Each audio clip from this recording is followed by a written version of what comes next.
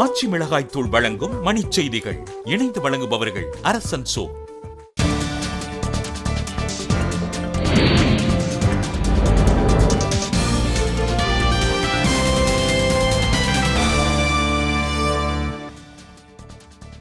Petrol, diesel தானிகளுக்கு தடை விதிப்பது குறித்து பரிசீலிக்குமாறு தமிழக அரசுக்கு உயர்நீதிமன்றம் அறிவுரை. ஜல்லிக்கட்டு மீதான தடையை ரத்து செய்ய கோரி தொடரப்பட்ட சீராய்வு மனுக்கள் தள்ளுபடி. திமுக, அதிமுகவால் தமிழகத்தில் முழு மதுவிலக்கை கொண்டுவர முடியாது என மருத்துவர் ராமதாஸ் கருத்து.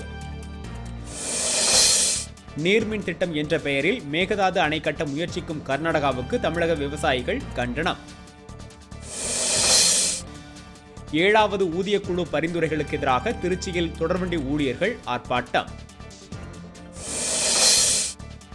ஆக்கிரமிப்பில் உள்ள நீர்நிலைகளை மீட்க வலியுறுத்தி சேலத்தில் துண்டறிக்கைகளை விநியோகித்து நூதன பரப்புரை.